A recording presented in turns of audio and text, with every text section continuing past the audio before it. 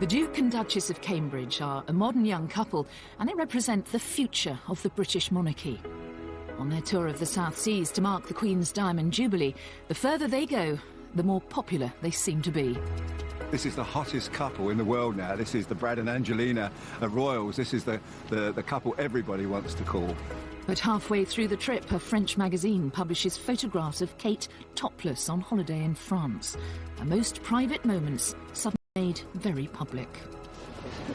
But by the end of the tour, they put aside their feelings of sadness and anger and just get on with the job, flying the flag for Britain in some of the most exotic places on earth.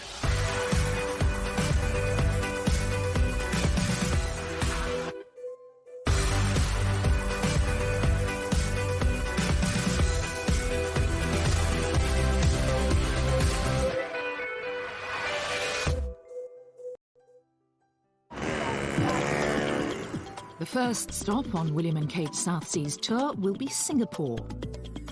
The former British colony has transformed itself into one of the Asian tigers, a bustling, thrusting super city.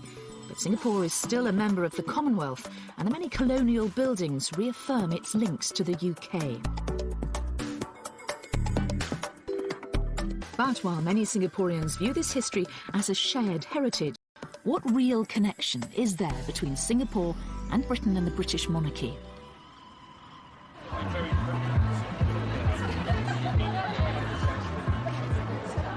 At a private party of both Singaporeans and expats to celebrate William and Kate's visit, there's a keen sense of anticipation.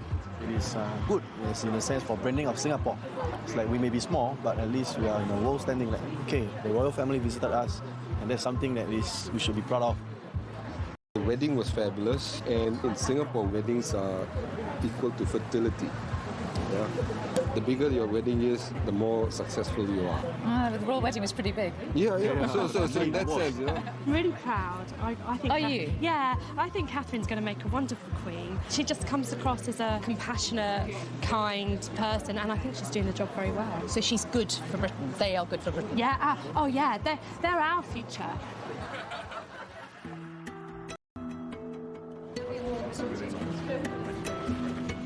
William and Kate arrive in Singapore to face a gruelling schedule. 4 countries spread over thousands of miles of ocean, all in 9 days. They are not only representing the Queen, but under constant scrutiny themselves. But the first event of the tour is a more poignant ceremony to see an orchid named after William's mother, Princess Diana, whose house William is not to know that the press intrusion that dogged his mother is about to start all over again for him and Kate. The media pack are all gathered here at the Botanic Gardens for the couple's first engagement. The royal couple are here for an orchid naming ceremony. The flower was originally named after Princess Diana, but she died 2 weeks before she was due in Singapore to be there at the ceremony. For the occasion, Kate wears a dress created by British designer Jenny Packham. Appropriately enough, it's got an orchid motif. A graceful white orchid named after William's late mother is a private moment for the royal couple, and the crowds have been kept away. They also see an orchid bred specially for them.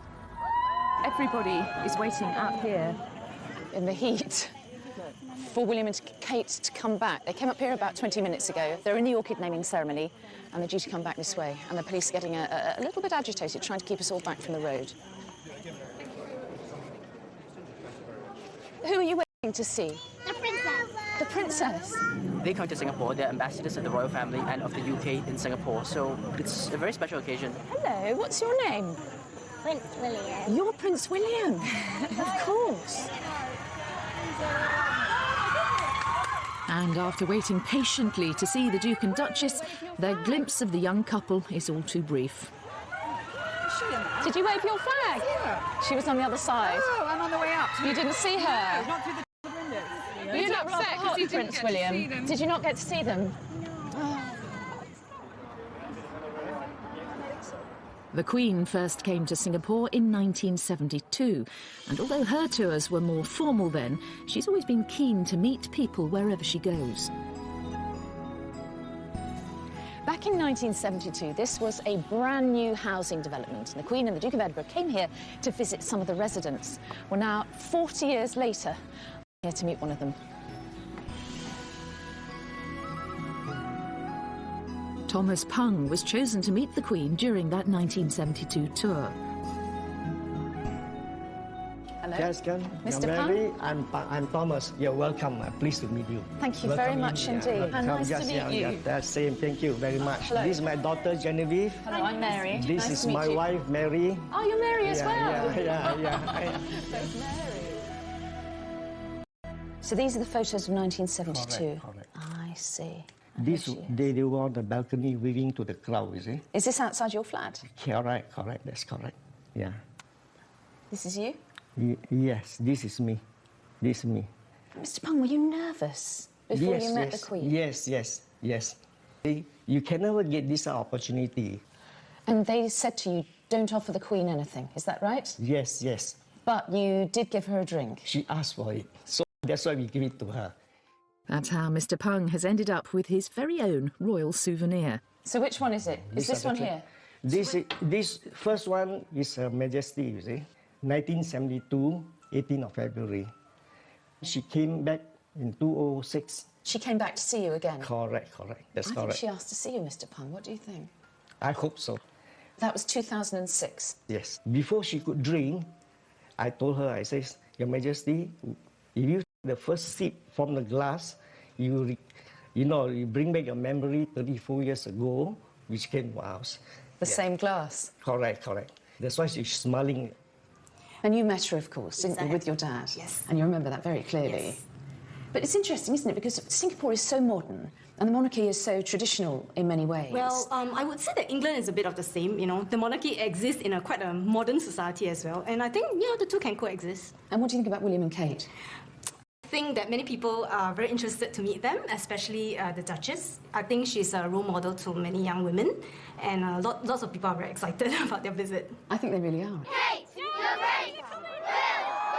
That excitement is plain to see at the couple's first walkabout at the Gardens by the Bay in central Singapore. You're looking as well. Locals and expats alike are eager for their first chance to get up close to royalty. But no royal tour is just about pleasing the crowds. Next comes some of the real business of the trip, a visit to open a new engine assembly plant, which Rolls-Royce has just completed in Seletar. Good morning. Morning. Jonathan Asherson is in charge here. This is amazing. This is brand new, This is brand new, yes. It was opened in February by the Prime Minister here, and now we're just starting production. The facility has been built to supply the rapidly growing aerospace industry Far East. The vast majority of the 500 workers here are Singaporeans. Why is this facility in Singapore? Our order book is at about £60 billion, and a large proportion of that, and a growing proportion of that, is from Asia. Our customers have grown here tremendously. It's not about looking less in one place or the other or shifting, it's more about catering for the growth. Today, you've got the Duke and Duchess of Cambridge right. visiting. How significant is it that it is William and Kate? What is the William and Kate brand? What do they bring to the visit? Oh, I'm one of the managers at Rolls-Royce, so I'm not sure I know, actually, but boy, they certainly have the world's attention.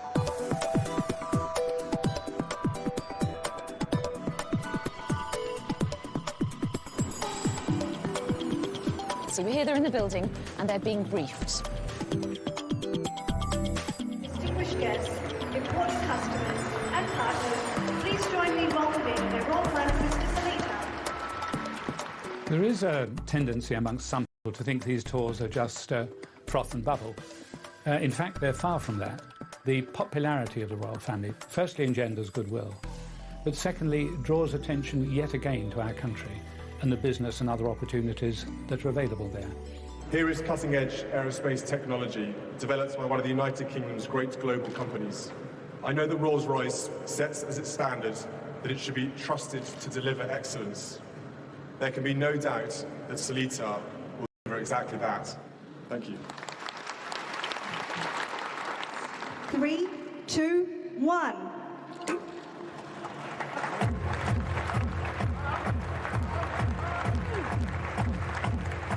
This is where the royal brand really works its magic, delivering the sort of publicity money just can't buy. The first Rolls-Royce aero engine assembled and tested in Singapore.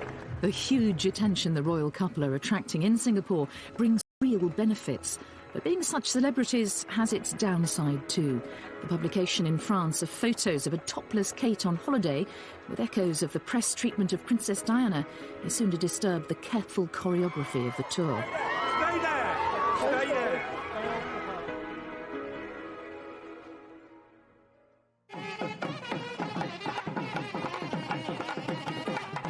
William and Kate's tour of the South Seas is providing them with an opportunity to see some of Singapore's cultural variety. The majority of people here are of Chinese origin, but there are also substantial Malay and Tamil minorities. Right, so next on the royal schedule is a cultural event at a housing development. Now, this place is called Queenstown, and it was named after Queen Elizabeth in 1952. It is pretty much a Singaporean residential area, and I think it's quite a good indication of how interested they are in the royal couple, and the turnout is pretty good.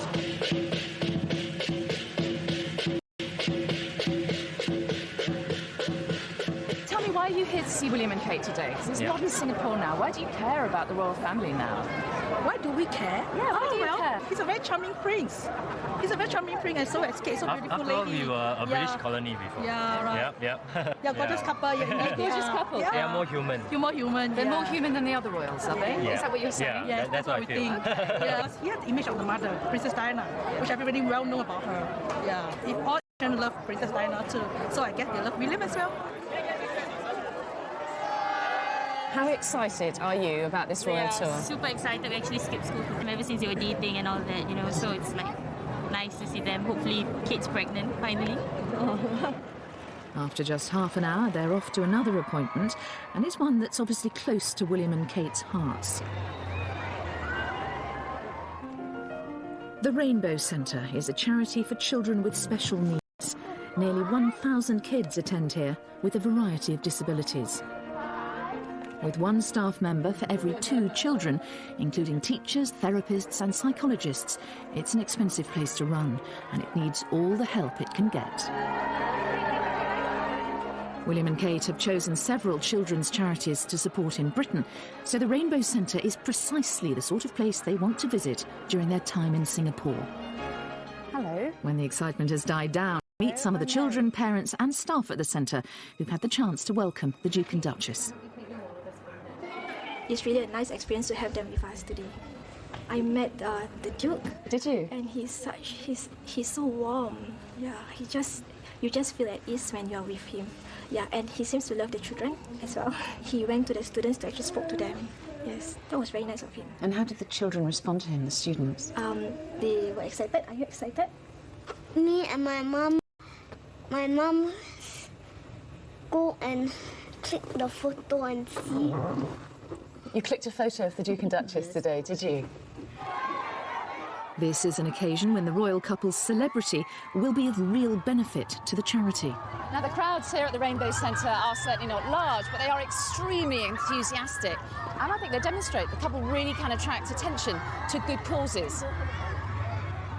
I think they are really natural around children. I think they really love children. They like them. They know that children have been dreaming about meeting a real life prince and princess, and they have stars in their eyes when they meet William and Kate, and I think they do everything they can to make those dreams true.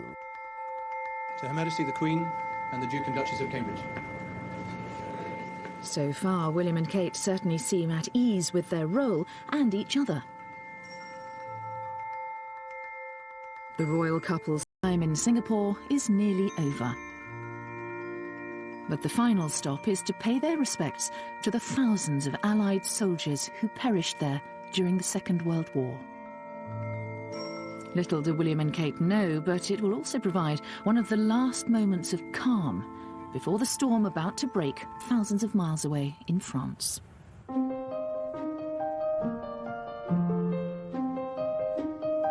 2 hours later, William and Kate land in Malaysia, and they're back in the spotlight. The Queen and the modern royal family have grown up with the Commonwealth. It's immensely valuable to Great Britain. So far, the tour's all been going according to plan, but not for long. It's while the couple are in Malaysia that they will face their biggest test yet. They'll soon learn the news that intimate photographs of the Duchess of Cambridge are to be published in a French magazine. But today, their first day in the capital, Kuala Lumpur, it's business as usual. The magazine has yet to hit the newsstands. KL, as it's known, is a futuristic city famed for the Petronas Twin Towers, one of the world's tallest buildings. KL is a financial powerhouse, and there's work to be done. It's not their job to promote their business, but simply by being there, they draw attention to the opportunities that exist. The first appointment in a very full day is lunch with Malaysia's Prime Minister. Next, a more informal visit, and one very dear to the couple, a hospice. So far, they're half an hour behind schedule. We're OK this side because we've got a big fan, but look, over there, they are boiling.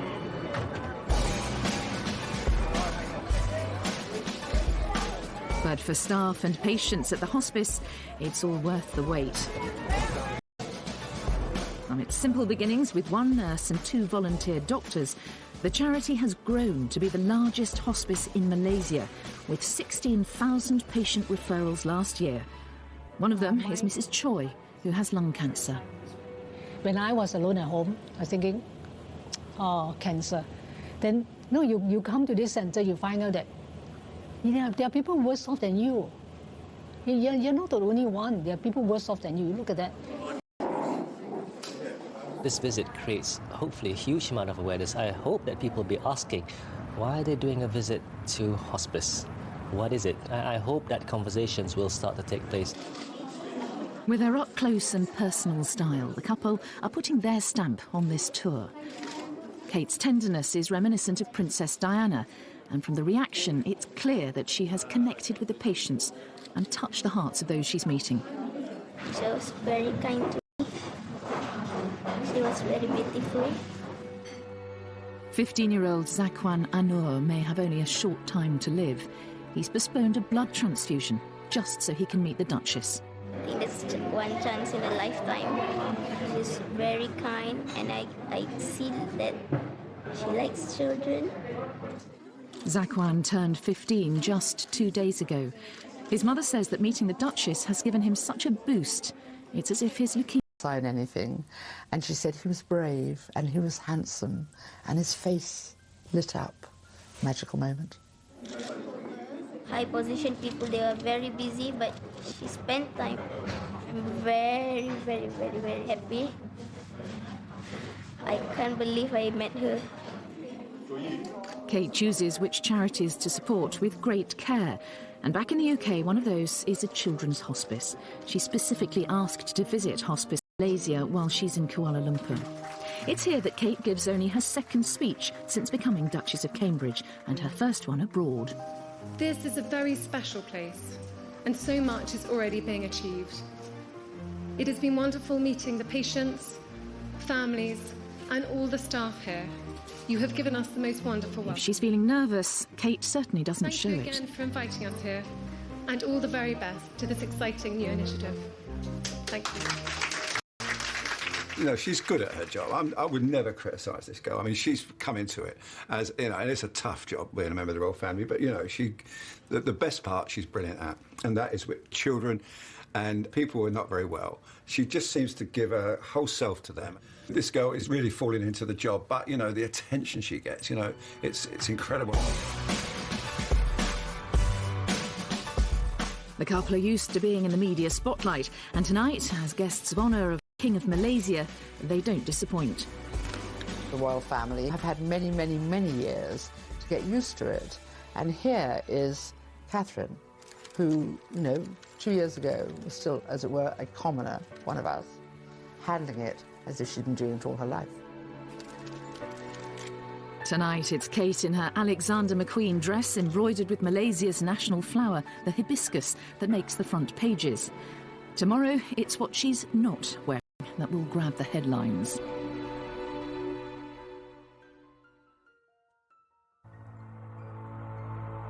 It's a big day in Kuala Lumpur, and it begins with a visit to a mosque. 2/3 of all Malaysians are Muslim. For the mosque, Kate, like all women, is modestly dressed. But she and William have recently learned something that could derail the whole tour.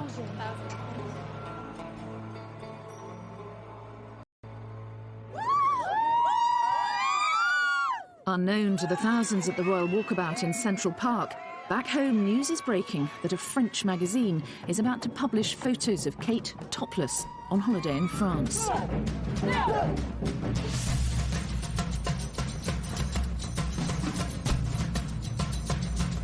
Stay here. To see her. For these crowds, being this close to the Duchess is something they'll remember all their lives. This is Kate's job now.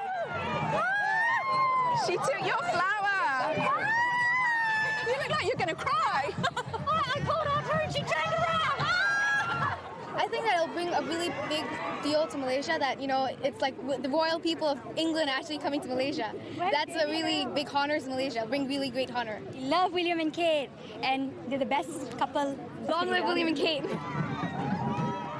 The royal family will see that down that very slim body, there's a rod of steel going down through her spine where she can think, I'm not going to think about it. I'm going to do exactly what I would have done before these photographs were discovered. I am going to behave as the Queen would want me to. And I think that has probably reassured the royal family, whatever may be thrown at them, and who knows what will, she'll cope. Oh, she's gorgeous.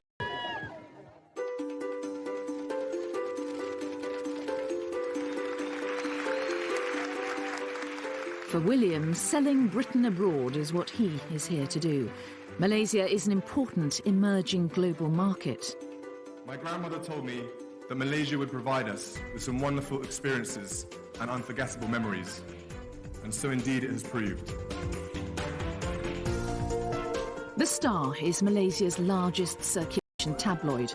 At today's editorial meeting, there's plenty to discuss.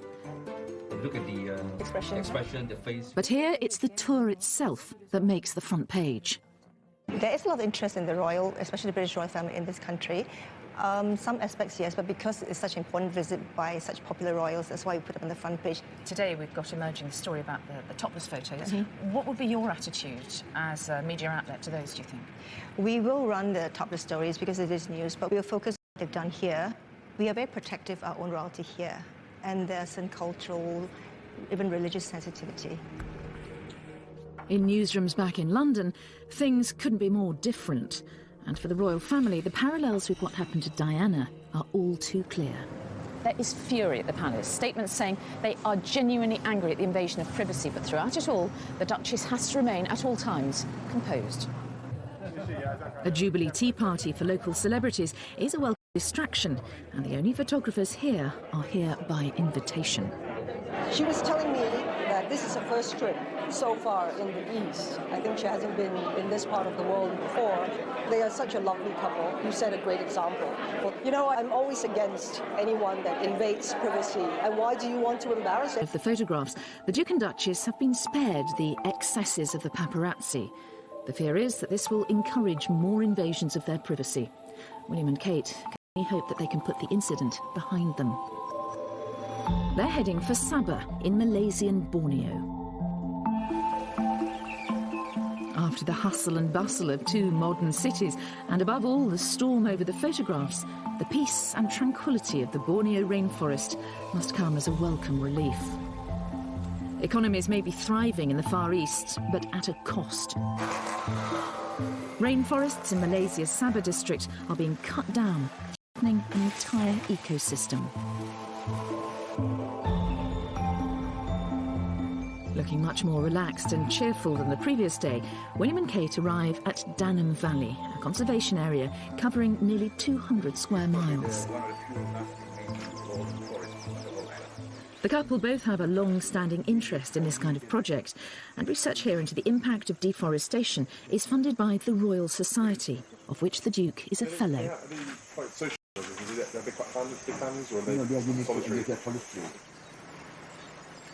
Deforestation means that orangutans in Borneo are endangered. The royal couple's visit is crucial in highlighting to a global audience the plight of the valley and rainforests in general. It will raise awareness of the existence of conservation efforts in Sabah, and also how important it is to conserve what you have left. Dr. Yusa, a specialist in high canopy ants, trained at Cambridge. Today, she will welcome the Duke and Duchess of Cambridge to a bird's-eye view, 130 feet up.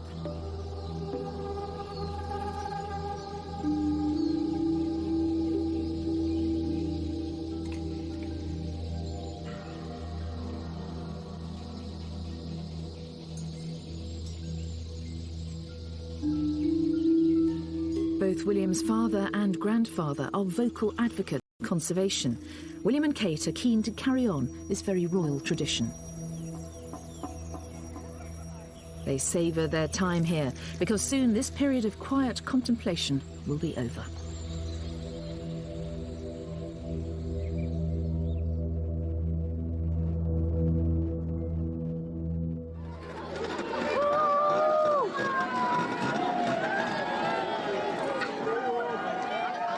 The royal couple have a packed schedule in the Solomons, 4 islands in 2 days.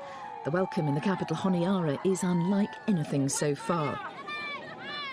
The Solomon Islands may be remote, but it's a member of the Commonwealth, and Queen Elizabeth is queen here. Away from home. But that doesn't affect the relevance of the British royal family to the people here, and certainly not the warmth of the welcome for William and Kate. Welcoming the people maybe, but the media still know where the story lies. Palace officials know they can't stop the publication of these pictures overseas. The only question now is whether or not the floodgates will open. So as the couple are walking into this cathedral, the scrutiny on them is enormous. Exactly what is the nature of their expressions? Exactly how upset or angry do they look? Congregation to stand.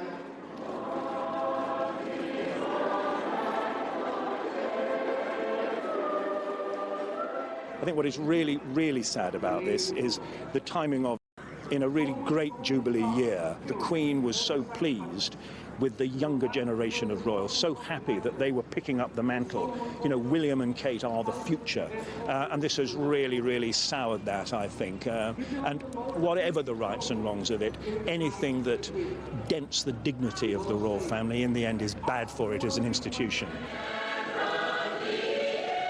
Yet none of this seems to matter to the thousands spilling out of St Barnabas Cathedral.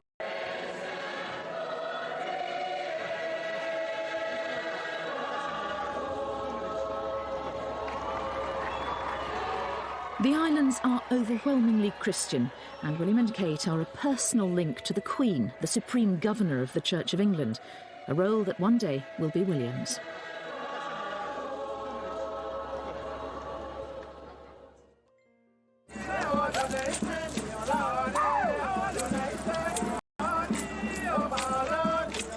On day 2 of the Solomon Islands visit, the couple are due to experience some island culture.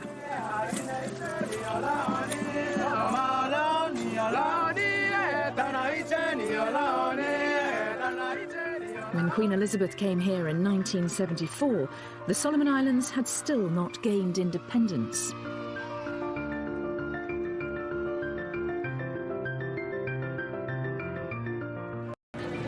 Do you remember when the Queen Elizabeth came here? Yeah, I was a student, and I actually shook her hand. Yes, we were standing, and she came in, sort of, and I can still remember.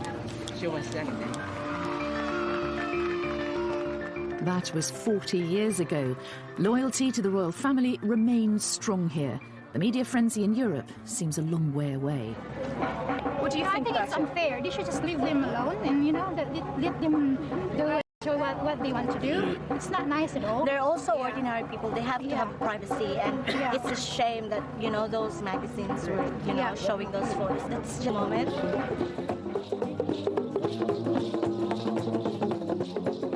William and Kate may be smiling, but in France their lawyers are going to court.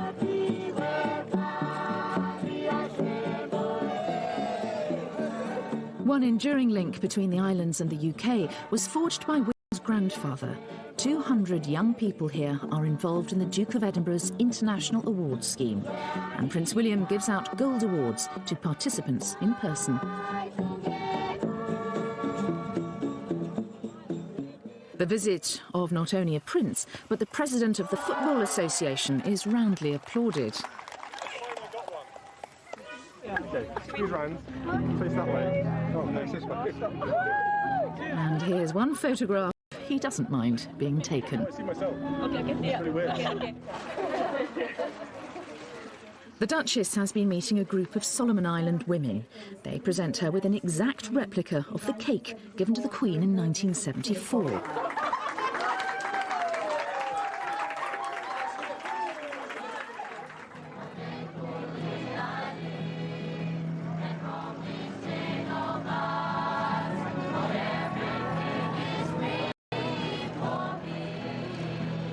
The island of Marau is a short flight away.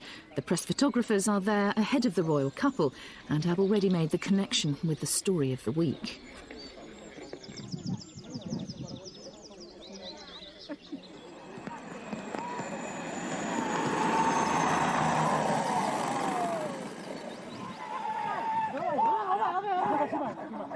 The body language of the reception party is harder to read, but it's not as hostile as it seems. It's just the traditional welcome for newcomers.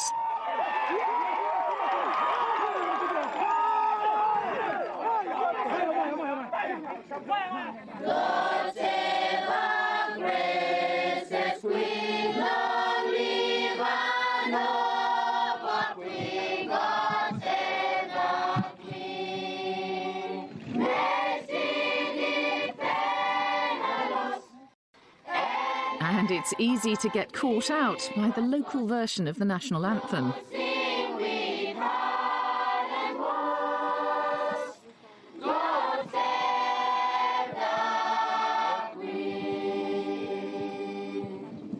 Given the rolling story of the last few days, the irony of this presentation cannot have been lost on the young couple.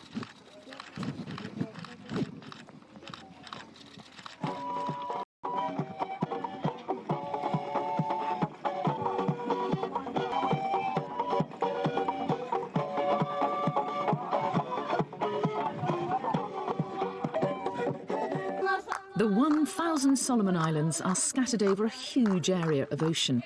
William and Kate are visiting just 4. Your presence here today is indeed very special to us, as we are proud of the legacy, once as a protectorate of Great Britain, and to have you in person as next in line to the throne setting foot on our own soil this afternoon. A traditional war canoe transports William and Kate to the idyllic island of Tavanapupu, where they can spend some time alone. For one night, at last, they'll have the privacy they were denied in France. The South Seas, it seems, are working their magic. He was really furious as we left Kuala Lumpur, and now it's just incredible. He's just so happy, and Kate as well. They've just got back to the old partnership, sparking off each other and enjoying it, and letting the people see that they're enjoying it. You know, when you think the pain that she's been through this week, never believe this woman is able to sort of put that somewhere in her brain and then get on with representing Great Britain. Brilliant. Back in the capital, local radio is preparing to say goodbye. This boat where decorated one, or what is special about? I'm meeting Bart Bassier and his team, getting ready to report on the Duke and Duchess's departure to the final stop of the tour.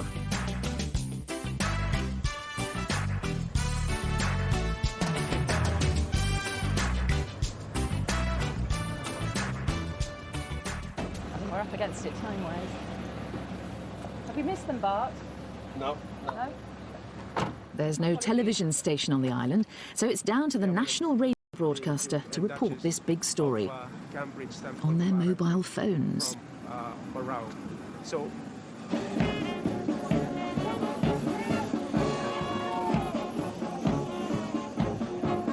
where the Royal Solomon Islands Police Force, so they are all here, very smart indeed in their beautiful uniform. Here comes the Duchess of Cambridge, and the Prince William, and they come out behind them, ready for me to walk with the big people along Ilme. So Bart and his colleague Noddy are now broadcasting live to the Solomon Islands. Just pause for the national anthem.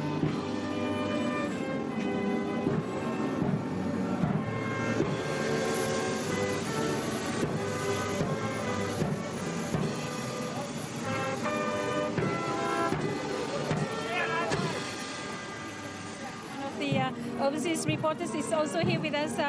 Mary Nightingale, and I'm from ITV in Great Britain, and we're here to follow the tour of the Duke and Duchess as they visit the Solomon Islands. And we started in Singapore, we came to Malaysia, and then we arrived in the Solomon Islands, and it's wonderful to be here. At this point in time, and before they go up the plane, two fellas just stand up and pose for some pictures. Look at all the people up there. The turnout here is amazing. William and Kate are on their way to one of the smallest and most remote nations in the world.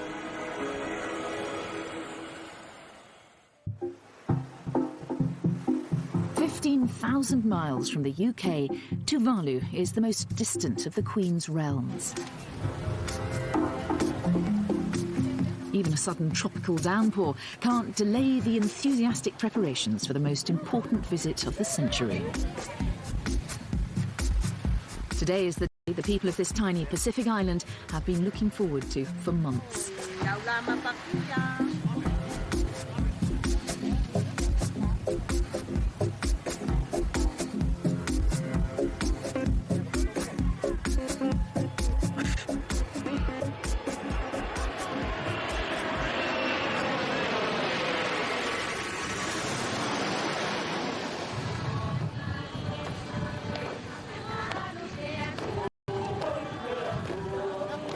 The last royal visit was in 1982.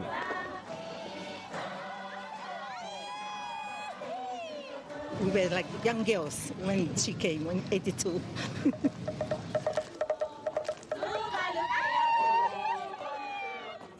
Everybody's excited about this visit. It's a lifetime opportunity to host the royal family. Paparazzi photographs and legal action seem a world away. Looking relaxed and happy, William and Kate are eager to embrace what Tuvalu has to offer, and it's like nothing they've seen before.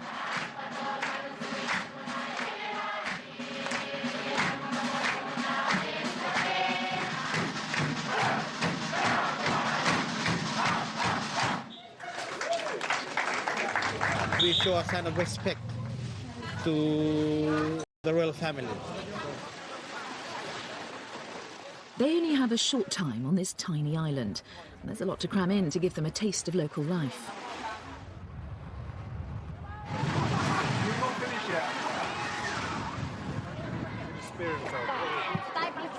Be careful with that. It's good to eat, is it? Yes. A royal visit is a massive boost for a country like Tuvalu, helping to raise its profile across the world. The importance of the visits is strengthening our ties, historical ties that we already enjoyed over the past years. It brings our people together.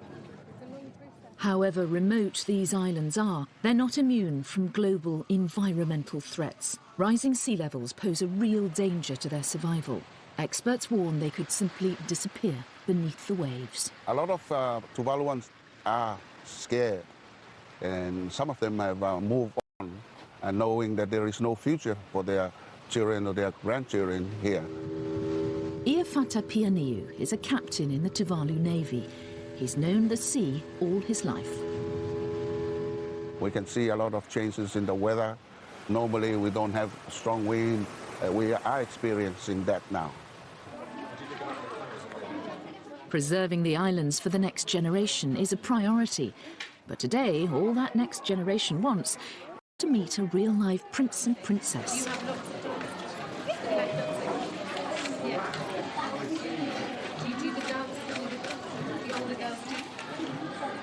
We will both remember it and the joy and happiness of what has followed for the rest of our lives.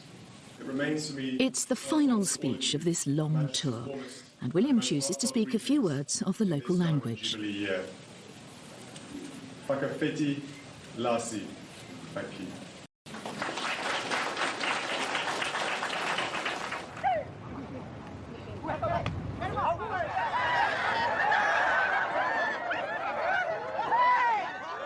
There's time for a quick game of volleyball. But if you're going to do things the Tuvaluan way, it can only mean one thing.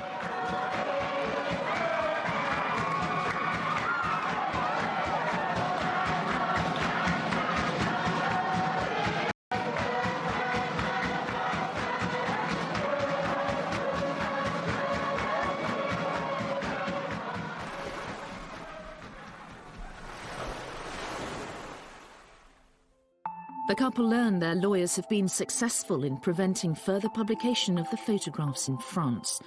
A small victory, but it may not be enough to prevent the ongoing erosion of their privacy.